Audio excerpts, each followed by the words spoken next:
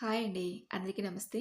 ఈరోజు వీడియోలో మనం వినబోయే కథ ఏంటో తెలుసుకునే ముందు మీ అందరికి కూడా నాదొక చిన్న రిక్వెస్ట్. కొత్తగా మన ఛానల్ చూసిన వాళ్ళు తప్పకుండా ఒక లైక్ చేసి మీ ఫ్రెండ్స్‌కి, ఫ్యామిలీ మెంబర్స్‌కి షేర్ చేయండి. అలాగే ఇలాంటి మరెన్నో మంచి మంచి కథలు వినాలనుకుంటే ఛానల్‌ని వెంటనే సబ్స్క్రైబ్ చేసుకొని పక్కనే ఉన్న బెల్ ఐకాన్‌ని క్లిక్ చేయండి. మరి ఇప్పుడు లేట్ చేయకుండా కథలోకెళ్ళిపోదాం. ఓ రోజు ఆఫీస్‌లో నేను బిజీగా ఉండగా నా భార్య దగ్గర నుంచి ఫోనొచ్చింది. ఏవండీ, పిన్ని గారి ఆరోగ్యం ఏం బాగాలేదు. మీరు త్వరగా బయలుదేరి ఇంటికి రండి అని కంగారుగా ఫోన్ పెట్టేసింది. అత్తయ్య ఆరోగ్యం బాగలేని తెలియగానే నాకు కాళ్ళు చేతులు ఆడలేదు. అత్తయ్యకి మళ్ళీ ఈసారి ఏమై ఉంటుందని ఆఫీస్లో పర్మిషన్ తీసుకుని ఇంటికి బయలుదేరాను. సాధారణంగా 20 నిమిషాలు ఇంటికి చేరుకోవాల్సిన నేను ట్రాఫిక్ జామ్ కారణంగా 40 నిమిషాలు పట్టింది. నేను ఇంటికి చేరుకున్న లోపే అత్తయ్య కండిషన్ మరీ సీరియస్‌గా ఉండటంతో నా భార్య 108కి ఫోన్ చేసి అంబులెన్స్‌ని పిలిచింది. ఆఫీస్ నుంచి నేను ఇంటికి చేరుకునేసరికి ఇంటి ముందు అంబులెన్స్ కనబడింది. బండిని అలాగే ఇంటి ముందున్న ఓ చెట్టు కానిచ్చి అత్తయ్యని అంబులెన్స్‌లో ఎక్కించాం. అత్తయ్య శ్వాస తీసుకోవడానికి చాలా ఇబ్బంది పడుతుండటంతో అంబులెన్స్‌లోకి ఆక్సిజన్ అందిస్తూ హాస్పిటల్‌కి తరలించాం. అంబులెన్స్ హాస్పిటల్ ముందు ఆగానే అక్కడి సిబ్బంది పేషెంట్ కండిషన్ తెలుసుకొని అత్తయ్యని స్ట్రెచర్‌పై పడుకోబెట్టి ఎమర్జెన్సీ వార్డుకు తీసుకెళ్లారు. అత్తయ్యకి ఈసారి ఎలా ఉంటుందో ఏమో అని నాలో ఒకటే కంగారు. అత్తయ్య కొడుకులిద్దరికీ కబురు పెట్టాలి కదా! పెట్టినా వాళ్ళొస్తారా? వాళ్ళు రావటం రాలేకపోవటం వాళ్ళిష్టం. కానీ చెప్పాల్సిన బాధ్యత నాపై ఉంది అనుకుని నా భార్య అర్చన నేను ఎమర్జెన్సీ వార్డు బయట నిల్చుని కంగారుగా లోపలికి చూస్తున్నాం. అత్తయ్యకి ఓవైపు ఆక్సిజన్ సెలైన్ బాటిల్, నోట్లో ముక్కులో ఏవో పైపులు పెట్టి ట్రీట్మెంట్ చేస్తున్నారు. ఎమర్జెన్సీ వార్డ్ నుంచి కొద్దిసేపటికే ఐసీయూలోకి షిఫ్ట్ చేశారు. నర్సు బయటకొచ్చి అర్జెంటుగా ఈ మందులు తీసుకురండి అని డాక్టర్ రాసిచ్చిన ప్రిస్క్రిప్షన్ ఒకటి నా చేతికిచ్చింది. కంగారుగా వెళ్ళి హాస్పిటల్లో ఉన్న మెడికల్ షాప్లో మందులు తీసుకుని నర్సు చేతికిస్తూ ఉండబట్టలేక మా అత్తయ్య పరిస్థితి ఎలా ఉంది అడిగాను. ఇప్పుడే ఏం చెప్పలేమండి. ట్రీట్మెంట్ చేస్తున్నా కదా. నేను ఇచ్చిన మందులు తీసుకుని నర్స్ లోపలికి వెళ్ళిపోయింది. తర్వాత అక్కడి నుంచి కాస్త దూరంగా వెళ్ళి ఫోన్లో మాట్లాడుతున్న నాకు అత్తయ్య ఉన్న ఐసీ నుండి ఓ ఇద్దరు డాక్టర్లు బయటికి రావడం గమనించి అక్కడి నుంచి వేగంగా వచ్చి, డాక్టర్, మా అత్తయ్య గారికి ఎలా ఉంది? అసలు ప్రాబ్లం ఏంటి అడిగాను. ఆవిడకి ఈసారి కూడా పారాలిసిస్ అటాక్ అయింది. ఇంతకుముందు కూడా 2 సార్లు రావడంతో ఈసారి ఆవిడ పరిస్థితి విషమంగా ఉంది. ఇప్పుడే ఏమీ చెప్పలేము. అబ్జర్వేషన్‌లో ఉంచామన్నారు. అది విన్న నాకు ఒక్కసారిగా భయం వేసింది. అంటే అత్తయ్య మా నుంచి శాశ్వతంగా అని కళ్ళ వెంట నీళ్లు ధారలా కారుతున్నాయి. పక్కనే ఉన్న నా భార్య అర్చన, ఊరుకోండి, మనం చేయగలిగినంత చేస్తున్నాం. ఆపై ఆ దేవుడి దయ. ముందు పిన్నిగారి కొడుకులతోకి ఫోన్ చేయండి. రేపు చెప్పలేదనే మాట వస్తుంది కదా మనకి అనటంతో అత్తయ్య కొడుకులు ఇద్దరికి ఫోన్ చేశాను. వాళ్ళ అమ్మ పరిస్థితి ఇది అని తెలిసినా వాళ్ళు బాధపడుతున్నట్టు నాకు ఏమాత్రం అనిపించలేదు. అవునా, ఏ హాస్పిటల్లో ఉన్నారు అడిగారు. అత్తయ్య పెద్ద కొడుకు నీరజ్, వరుసకి నాకు మేనబావ. చిన్న కొడుకు మాధవ్కి ఫోన్ చేసిన అదే వరుస. వస్తాంలేనట్టు ఫోన్ పెట్టేశాడు. ఆ తర్వాత కొద్దిసేపటికే ఉన్నట్టుండి అత్తయ్యకి ఆక్సిజన్ లెవెల్స్ పూర్తిగా పడిపోతున్నాయని, ఆవిడ పరిస్థితి మరింత విషమంగా ఉందని డాక్టర్ చెప్పడంతో నేను అర్చన అత్తయ్య దగ్గరికి వెళ్ళాం. అత్తయ్య నాతో ఏదో చెప్పాలని తన మొహానికి ఉన్న ఆక్సిజన్ మాస్క్ తీసేయమన్నట్టుగా సైగ చేసింది. మాస్క్ తీసేస్తే అత్తయ్య ప్రాణానికి ప్రమాదమని నర్సుని పిలిచి విషయం చెప్పాను. తనేదో మాట్లాడని ప్రయత్నిస్తుందని చెప్పడంతో నర్సు అత్తయ్య మొహానికి ఉన్న ఆక్సిజన్ మాస్క్ తీసేసింది. అత్తయ్య నాకేదో చెప్పని ప్రయత్నిస్తున్నా నాకది ఎంతకీ ఆవిడ మాటలు అర్థం కావట్లేదు. తన కళ్ళ వెంట నీళ్లు ధారల్లా కారిపోతున్నాయి. నా బాధని అర్థం చేసుకోరా ఆదిత్య అంటున్నట్టు తన చూపులు. అత్తయ్య నా పరిస్థితిలో చూస్తుంటే నాకు చాలా బాధేసింది. ఈ కండిషన్లోని పేషెంట్కి ఇంతసేపు ఆక్సిజన్ మాస్క్ తీసేయడం మంచిది కాదని నర్సు అత్తయ్యకి తిరిగి ఆక్సిజన్ మాస్క్ను పెట్టింది. అత్తయ్యకు బహుశా ఇంకెంతోసేపు ప్రాణాలతో ఉండదని అర్థమైనట్టుంది. తన ఒంట్లో ఉన్న శక్తినంతా కూడగట్టుకుని బలవంతంగా ఆక్సిజన్ మాస్క్‌ని తీసేసే ప్రయత్నం చేస్తుంది. తన బాధను చూడలేక నర్స్‌తో, "మా అత్తయ్య ఇంకెంతోసేపు ప్రాణాలతో ఉంటుందని నాకు అనిపించట్లేదండి. ఒకసారి ఆక్సిజన్ మాస్క్‌ని తీసేయండి. తనేదో చెప్పాలని ప్రయత్నిస్తుంది. ఒకవేళ అదే తన చివరి కోరికైతే దాన్ని నెరవేర్చే అవకాశం నాకు లేకుండా పోతుందని" బ్రతిమలాడాను. నర్స్ తిరిగి ఆక్సిజన్ తీసేయడంతో ఈసారి అత్తయ్య చెప్పేది అర్థం చేసుకోగలిగాను. నాకు తలకొరివి నువ్వే పెట్టాలిరా అని. ఆవిడ మాటలు నాకు అర్థమయ్యి నేను సరైనట్టు తన చేతిని నా చేతిలోకి తీసుకుని ఆప్యాయంగా నిమిరాను. నా వైపు అమాయకంగా చూసింది. తన ఇద్దరి కొడుకుల ప్రవర్తన పట్ల ఆవిడెంత బాధపడుతుంటే ఆ నిర్ణయం తీసుకుని ఉంటుంది అనుకున్నాను. అత్తయ్య నాతో చెప్పిన కొద్దిసేపటికి కన్ను మూసింది. అత్తయ్య పరిస్థితి ఇది అని ఆవిడ కొడుకులిద్దరికి ఫోన్ చేసి చెప్పినా ఒక్కరూ రాలేదు. అసలు వాళ్ళు వస్తారంటారా అంది నా భార్య అర్చన. కన్నతల్లి చనిపోయిందని తెలిసినా రాని కొడుకులని ఉంటారా? ఇప్పటివరకు అత్తయ్య ఆరోగ్యం విషమంగానే ఉందని వాళ్ళకి తెలుసు. తనిక మీదట లేదనే విషయం వాళ్ళకింకా తెలియదు కదా అని నా మేనబావులిద్దరికి ఫోన్ చేసి విషయం చెప్పాను. అప్పటికి వాళ్ళింకా బయలుదేరలేదు. వస్తామని చెప్పి ఫోన్ పెట్టేసి ఓ గంట తర్వాత హాస్పిటల్కి చేరుకున్నారు. అత్తయ్య వాళ్ళకి చేసిన అన్యాయం ఏంటో నాకు అర్థం కాలేదు. కనీసం తన కోసం ఒక కన్నీటి పొట్టైనా రాడ్చలేదు. అత్తయ్య చివరి కోరిక ఇదే అని తెలిస్తే నా మీద ఎక్కడ గొడవకు దిగుతారో అనుకున్నాను. కానీ విషయం ఇది అని తెలిసి సిగ్గుతో తలదించుకున్నారు. తన చివరి కోరికని కాదనలేక సరే అంటంతో అత్తయ్య పార్థివ దేహాన్ని మా ఇంటికే తీసుకెళ్ళాం. ఆవిడ కోరుకున్నట్టుగానే తలకొరివి నేనే పెట్టడంతో అత్తయ్య అంత్యక్రియలు పూర్తయ్యాయి. ఇల్లు శుద్ధి చేశాక అత్తయ్య ఫోటో ముందు దీపం పెడుతున్న నాకు ఇన్నాళ్ళు తన కొడుకులకు దూరంగా ఉండి అత్తయ్య ఎంత బాధపడిందో గుర్తొచ్చింది. అత్తయ్య పేరు అన్నపూర్ణమ్మ, మావయ్య జయచంద్ర. వాళ్ళకి ఇద్దరు కొడుకులు. పెద్ద కొడుకు నీరజ్, రెండో కొడుకు మాధవ్. మావయ్య తనకున్న 2 ఎకరాల పొలంలో వ్యవసాయం చేస్తూ కుటుంబాన్ని పోషించేవాడు. తన ఇద్దరి కొడుకులు బాగా చదువుకుని ఉన్నత స్థాయితో స్థిరపడితే చూడాలనుకున్నాడు. మావయ్య కోరుకున్నట్టుగానే చిన్నప్పటి నుంచి నీరజ్, మాధవులిద్దరూ చదువులో ఎప్పుడూ ముందుండేవారు. మా నాన్న, అన్నపూర్ణ అత్తయ్య ఇద్దరు తోడబుట్టిన వాళ్ళు. నా చిన్నప్పుడే అమ్మానాన్నలిద్దరూ చనిపోతే అన్నపూర్ణమ్మ అత్తయ్యే నన్ను పెంచి పెద్ద చేసింది. తన కొడుకులు సమానంగా నాకు చదువు చెప్పించింది. మా అత్తయ్య, మావయ్య నా నా మీద చూపించే ప్రేమలో అమ్మా నాన్న లేరనే విషయం నాకు ఎప్పుడూ గుర్తొచ్చేది కాదు. అత్తయ్య నాకు జన్మనివ్వకపోయినా నన్ను తన మూడో కొడుకులాగే చూసుకుంది. బహుశా దానికి కారణం మా ఇద్దరి మధ్య ఉన్న రక్త సంబంధమే కావచ్చు. మా అందరి చదువులు పూర్తయిన కొద్ది కాలానికి అందరం మంచి ఉద్యోగాలు స్థిరపడ్డాం. మా అందరి పెళ్లి చేస్తే అత్తయ్య మావయ్యల బాధ్యత తీరిపోతుందనుకుని మంచి సంబంధాలు చూసి పెళ్లి జరిపించారు. అదేంటో కానీ అందరికీ ఒకే ఊళ్ళో ఉద్యోగాలు రావడంతో అక్కడే స్థిరపడిపోయాం.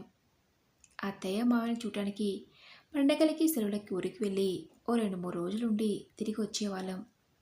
నీరజ్, మాధవ్లు ఇద్దరికి పిల్లలు పుట్టారు. మాకు పెళ్ళై చాలా కాలమైనా ఇంకా పిల్లలు పుట్టలేదు.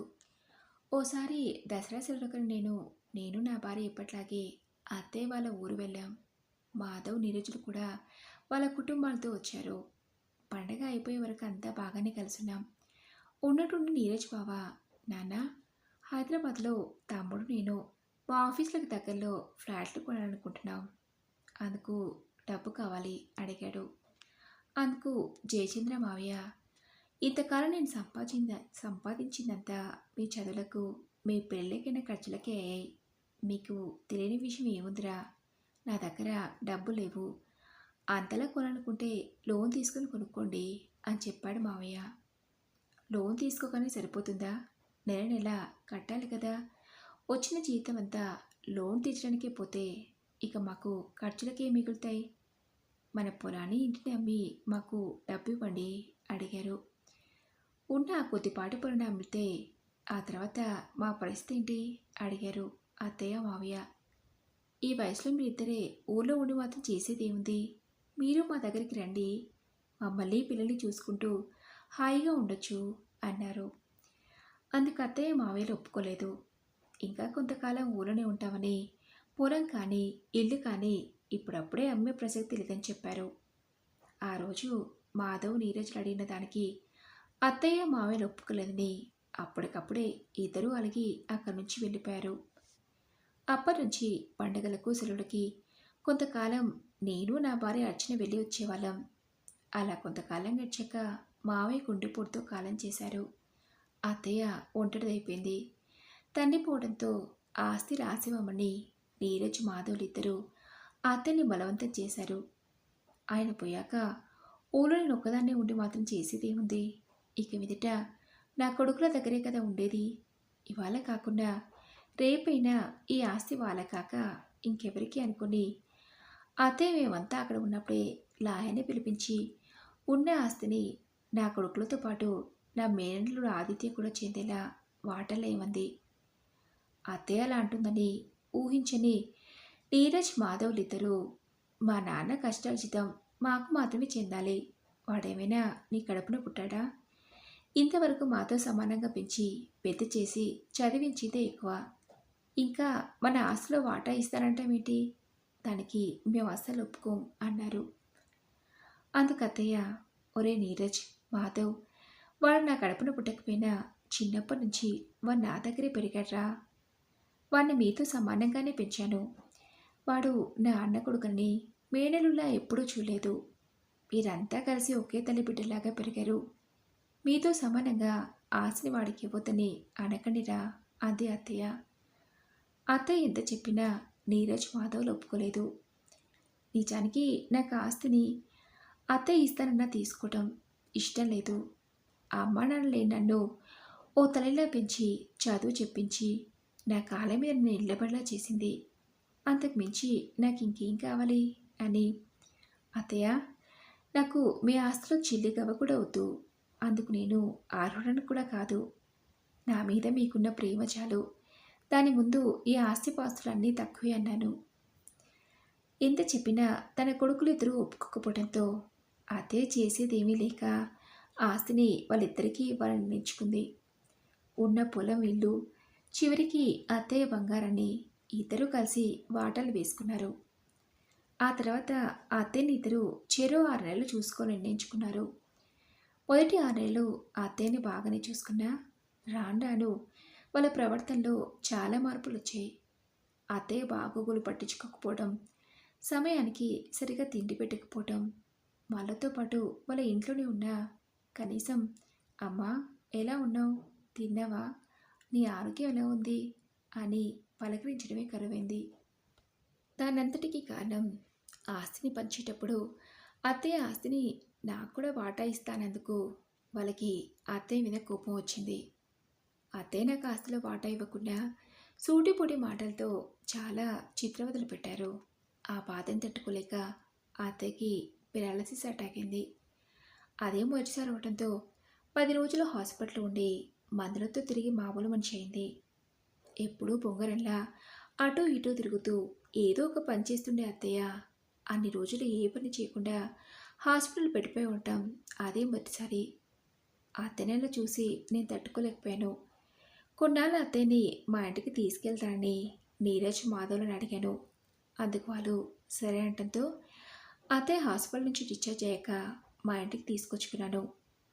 అలా సంవత్సరం పాటు మా ఇంట్లోనే ఉండి పూర్తిగా కోలుకున్నాక ఓ రోజు అత్తయ్య, ఒరే ఆదిత్య, కొన్ని రోజులు మీ బావల దగ్గరికి వెళ్తాన్రా. నా మనవరాన్ని చూసి చాలా రోజులైంది అడిగింది. అదేంటత్తయ్య, మా ఇంట్లో నీకేమైనా ఇబ్బందిగా ఉందా అడిగాను. ఇక మీదట ఇక్కడే ఉండొచ్చు కదా అన్నాను. అందుకత్తయ్య, కొన్నాళ్ళు ఉండి మళ్ళీ వస్తాలేరా, చాలా రోజులుగా ఇక్కడే ఉంటున్నాడు కదా, ఇక మీదట ఇక్కడే ఉంటే మాకన్నా నీకు వాడే ఎక్కువయ్యాడని అంటారు. అలాంటి మాటలు పడి భరించేంత ఓపిక నాకు లేదురా అని నన్ను నీ పెద్దబావ ఇంట్లో దిగబెట్టరారా అంది అత్తయ్య.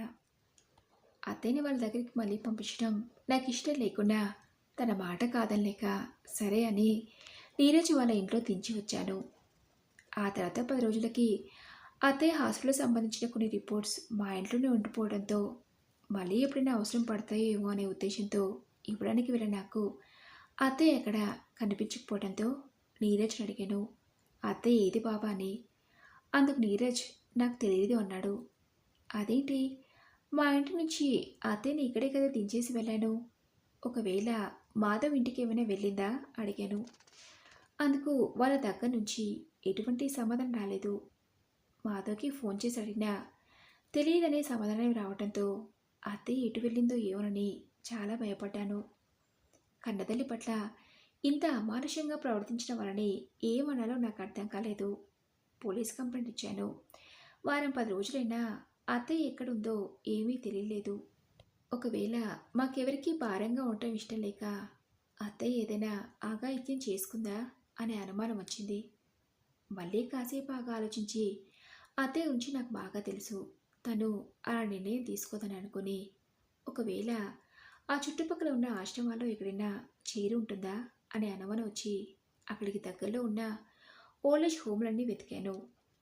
అలా 2 రోజులు వెతికితే అప్పుడు కనిపించింది అత్తయ్య ఎవరూ లేని వాళ్ళలా ఓ అనాథ ఆశ్రమంలో.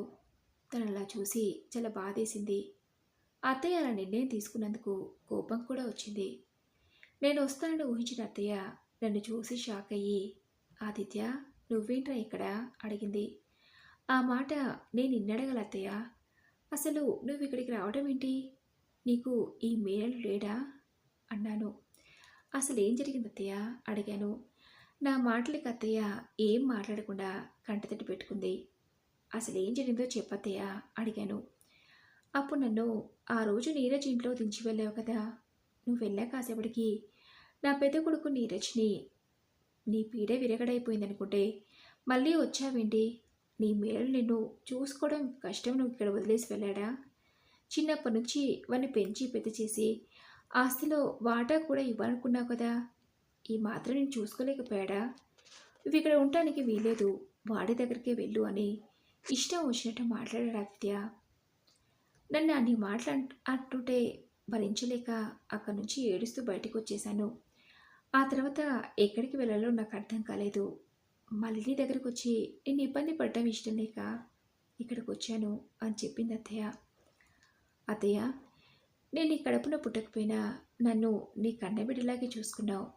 నేను నిన్ను భారం అనుకుంటానని ఎలా అనుకున్నావు? అమ్మ నాన్నలిద్దరూ చిన్నప్పుడే పోవడంతో వాళ్ళ రుణాన్ని ఎలాగో తీర్చుకోలేకపోయాను.